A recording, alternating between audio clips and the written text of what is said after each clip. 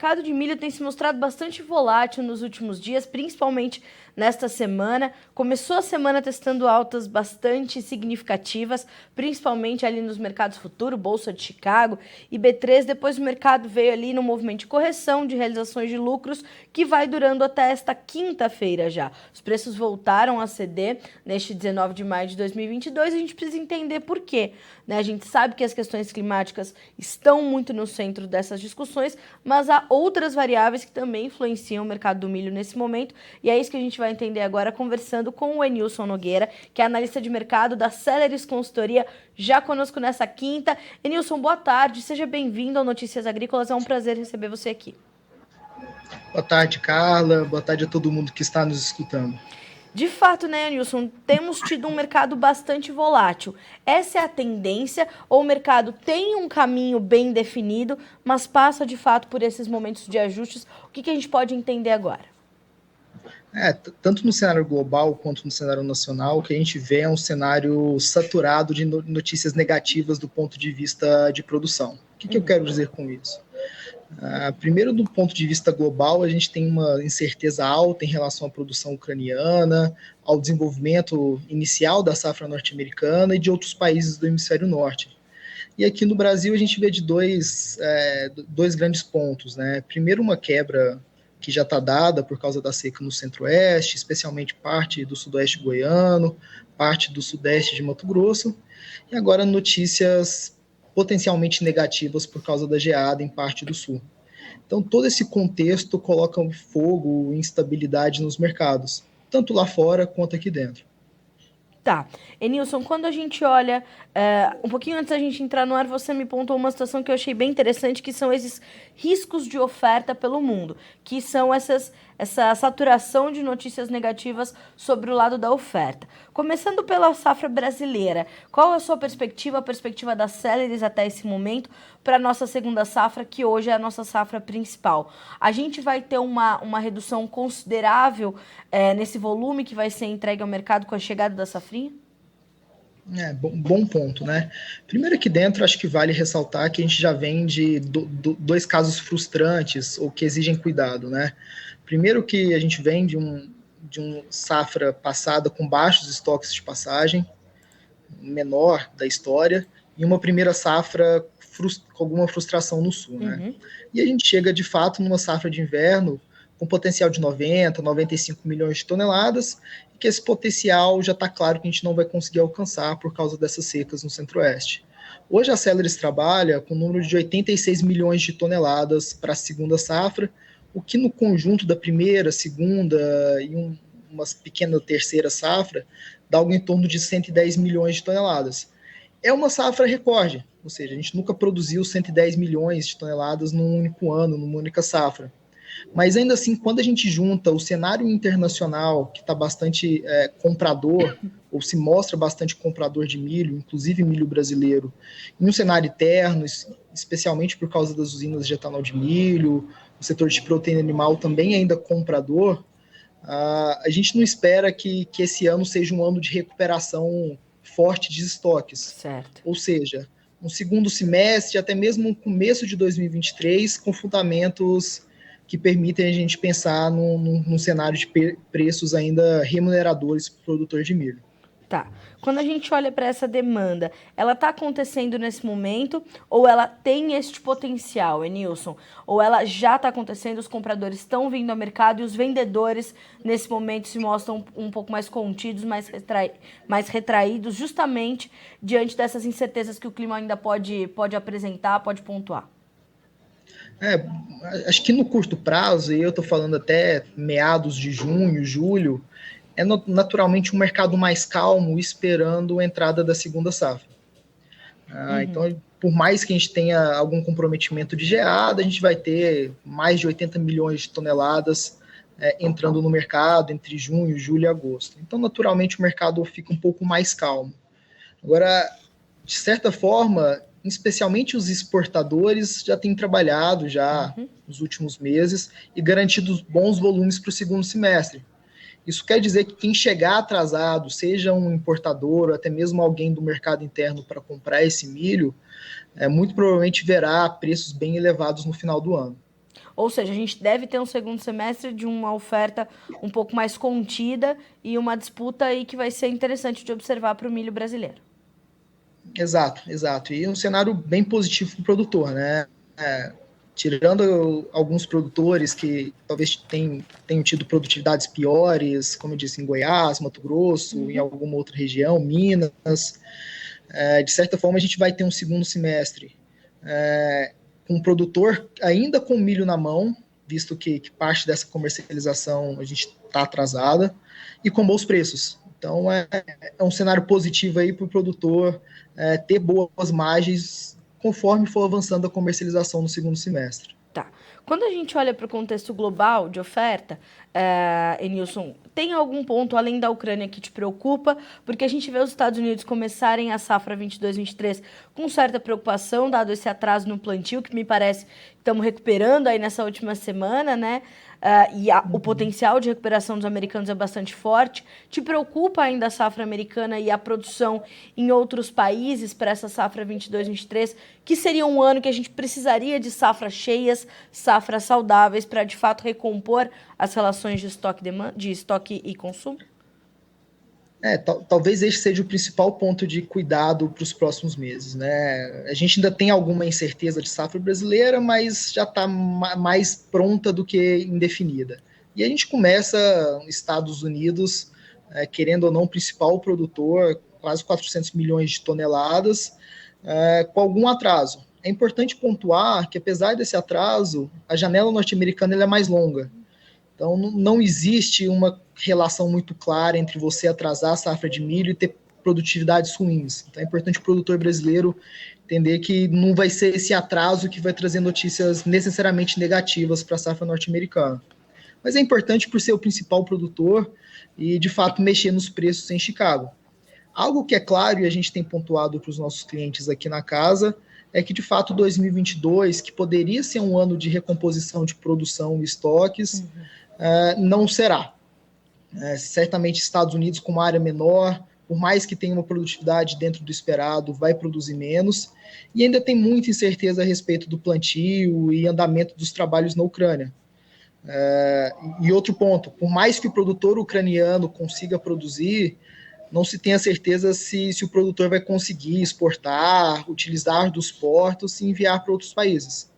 Então, isso tudo coloca ainda mais fogo nesse mercado, mais incerteza, mais potencial de especulação e mais viés de alta para os preços. E globalmente falando, de outro ponto, a gente tem também uma demanda um pouco mais forte nessa temporada, ou mais presente, talvez, justamente porque a oferta está mais contida. Inclusive, no último boletim do USDA, mensal de oferta e demanda do dia 12, o USDA sinalizou uma safra global de milho menor do que a 21-22, né, Nilson? Então, eu imagino que, de outro lado, a gente tem também que entender essa demanda mundial pelo milho. Como é que ela está se comportando, ou como é que ela tende a se comportar nessa nova temporada? Já parece muito claro para o mercado que vai ter esse desbalanceamento. Ou seja, sim, 21 foi um ano de mais demanda do que oferta e 2022 também tende a ser. Apesar de alguma recuperação de safra aqui no Brasil, né? Safra inverno. Sim. E um ponto importante do lado da demanda, que a gente não pode deixar fora da equação, é a questão dos biocombustíveis. Então, tanto o Brasil, Estados Unidos, China e alguns outros países que têm o milho dentro da sua matriz de produção de biocombustível, têm tido bons preços e boas remunerações para as usinas, o que quer dizer que, muito provavelmente, 2022, 2023, e enquanto os preços de petróleo no mundo ficarem em níveis recordes, a gente deve ter um consumo maior de milho para esse processamento para etanol. Ou seja, esse desbalanceamento é ainda mais forte quando se olha essa força maior no setor de biocombustíveis. E é um setor que tende a crescer também, dados os sinais que estão aparecendo aí, principalmente nos últimos dias, né? Exato. O grande ponto, especialmente quando a gente olha no Brasil, com essa taxa de câmbio depreciada, e elevação quase constante dos preços de petróleo importados, até mesmo no mundo, que há um incentivo claro de maior rentabilidade para a produção de etanol. Não à toa a gente vê usinas de canas, usinas de etanol de milho se expandindo, inclusive novos projetos. Então, internamente e externamente, vai ter mais milho virando etanol em 2022, 2023, enquanto durar esses preços elevados de petróleo. Ou seja, a conjunção de todos esses fatores nos sinalizam, portanto, que o milho ainda tem um cenário, pelo menos fundamentalmente, altista para os preços. É isso que a gente pode dizer, Nilson? Exato. E aí, até como recomendação ao produtor que nos escuta, por mais que agora no curto prazo a gente pode ter uma pressão de colheita, né? Final do mês a gente já deve ter algum produtor ou outro no cerrado colhendo. Junho, julho é um período de colheita, então naturalmente há uma pressão nos preços do mercado interno. É bem provável que o segundo semestre, para aquele produtor que tem uma boa capacidade de armazenamento, silo bolsa, bons parceiros para armazenar esse milho, deve observar bons preços ao longo do segundo semestre. Ou seja, agora é o momento, de fato, do produtor segurar um pouco desse produto, claro, fazer uma venda ou outra, pontual, mas apostar nessa elevação de preços no segundo semestre. Ou seja, essa postura que ele está adotando até esse momento de segurar um pouco os seus novos negócios parece acertada, portanto. Parece. E aí, só para a gente pontuar um risco relevante, e aí que foge muito da leitura, do produtor conseguir controlar, que é o câmbio. Né? Nos últimos 2 meses, o câmbio saiu de 5,20 para 4,60, agora voltou para 4,90, R$5. Então é bem importante o produtor acompanhar esses cenários de câmbio e aqueles que conseguirem já tentar fechar algum contrato de câmbio, algum dólar, para aí ficar mais com menos risco, né, em relação a essa variação cambial. A gente brinca aqui internamente, fala para os nossos clientes que, por mais que seja um lucro pequeno ou limitado, lucro a gente tem que colocar no bolso. Então é um ponto de atenção aí para o segundo semestre também. Sem dúvida. Enilson, nessa semana especificamente, né, desde a semana passada, mas essa semana especificamente, trouxe uma volatilidade muito grande para os futuros do milho na B3, a questão das geadas, né? Na madrugada de quarta-feira, meio que pontualmente, na madrugada dessa quinta, algumas regiões também pontuais de Goiás pegaram essas geadas, mas pelo que eu pude entender e pude apurar aqui no Notícias Agrícolas até agora, sem causar grandes estragos. É isso que tem promovido essa correção na B3, essas previsões ou se confirmando mais amenas as ocorrências ou as ocorrências não se confirmando. É isso que tem pressionado as cotações do milho na B3 ou há outros fatores que também pesam sobre o mercado futuro brasileiro agora? Sim, acho que vale essa pontuação da geada, menor do que esperado, seus impactos, e de fato a nossa leitura aqui dentro de casa também é que esses impactos até então são limitados, a gente tem que acompanhar, mas são limitados. E eu adicionaria outros 2 tópicos. Primeiro, que a gente tem que ver o cenário lá fora, né? Nos últimos dias o milho caiu por causa de uma relação entre milho e trigo no mercado internacional. O trigo que vinha tendo preços recordes, deu uma recuada no mercado internacional, algumas notícias de embargos que não existem mais na Índia.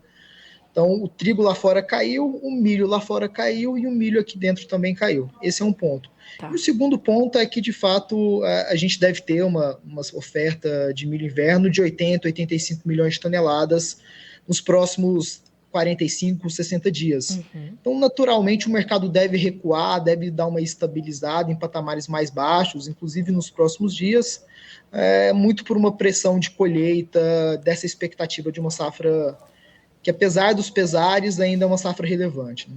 Tá.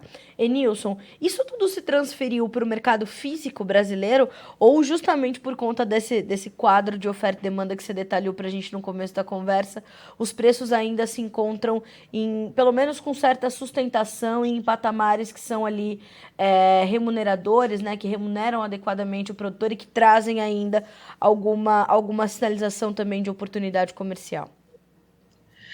De fato, o que a gente viu no mercado interno foi um recuo nos preços essa semana. Então, os compradores estavam com uma disposição a pagar um pouco menos do que a gente viu na última semana. O grande ponto é que o produtor, pelo outro lado, sabe que tem alguma força nessa negociação. Então a gente viu poucas vendas de algum resto de milho verão, mas poucas intenções de venda para entrega em setembro, novembro, que é essa colheita de milho inverno. Então, apesar dos preços menores, a gente não viu tanto volume de negociação para entrega agora ou futuro. Tá certo. Enilson, te agradeço demais por estar conosco nessa quinta-feira aqui no Notícias Agrícolas. Realmente o mercado de milho muito demandado aqui pela nossa audiência, né? Esse entendimento de, né, a chegada da safrinha, vai ser grande, não vai ser grande, a oferta, a demanda, como é que os preços vão reagir a isso tudo. Você trouxe muitos esclarecimentos, então muito obrigada por estar conosco e já te espero para as próximas, viu, Enilson? Obrigada. Obrigado, Carla. Obrigado, equipe da Notícias Agrícolas, e a gente fica à disposição aí para conversar, para fazer as recomendações necessárias aos produtores nacionais. Tá certo, muito obrigada. Mais vezes estarão conosco com certeza. Um abraço para ti, até mais. Um abraço. Enilson Nogueira, analista de mercado da Ceres Consultoria, conosco nessa tarde de quinta-feira para entendermos esse vai e vem dos preços do milho. Como eu falei, na segunda-feira a gente teve uma puxada boa, terça, quarta e hoje as cotações cederam na B3 e cederam de forma considerável, né? Mas ainda assim, e também diante das baixas que são registradas em Chicago, é importante essa pontuação do Enilson de que o mercado tem ainda um risco de oferta no mundo e isso mantém o cenário de fundamentos altistas para o mercado do milho, né? Então temos essas correções, mas são preços ainda elevados, em patamares altos. Isso se traduz também para o mercado físico, bem como para os mercados futuros brasileiro e norte-americano. Então temos baixas pontuais, mas temos um cenário, portanto, ainda de fundamentos altistas. Além dessa questão da geada ou das geadas terem vindo em menor intensidade ou nem tenham ocorrido em algumas áreas como era previsto, isso já é um fator de pressão para a B3, bem como as correções do milho também no mercado internacional. Então, tudo isso vai se alinhando, mais a questão cambial, que também, segundo o Enilson, é um ponto de bastante alerta para o produtor. Mas ele também traz um outro alerta importante. O segundo semestre deve ser um período de bons preços para o mercado brasileiro de milho. Apesar de uma certa pressão vinda da colheita da segunda safra, devemos ter um segundo semestre de preços ainda interessantes para o produtor brasileiro. Vamos ver como é que estão as cotações? A gente vai começar com a B3. Vamos colocar os números do mercado futuro brasileiro na tela, que está prestes a concluir aí os seus negócios. Perceba que o mercado voltou, né, para certa estabilidade, pelo menos ali nos dois contratos do meio. O julho vai ainda recuando um pouquinho, 0,3%, R$ 93,30 por saca. O setembro, R$ 96,24, uma pequena alta de 0,09%. O novembro, R$ 98,20, com alta de 0,1%. E o janeiro, R$ 98,45, cedendo 0,9%. Preços na Bolsa de Chicago nesse momento. O milho vai também voltando para a estabilidade, o julho $7,83, subindo 1 ponto mais 75, o setembro 7,50, 2 pontos mais 75 de queda, e o dezembro 22 e o março de 2023, fechando aí o dia com 4 pontos e 25 de baixa para valer no dezembro, $7,36, no março $7,39 por bushel. A gente fica por aqui com esse boletim, mas segue a nossa programação para que vocês sejam sempre os produtores mais bem informados do Brasil. Combinado? Notícias Agrícolas, 25 anos ao lado do produtor rural. Participe das nossas mídias sociais no Facebook Notícias Agrícolas, no Instagram, @Notícias Agrícolas e em nosso Twitter, @Notiagre. E para assistir todos os nossos vídeos, se inscreva no YouTube e na Twitch Notícias Agrícolas Oficial.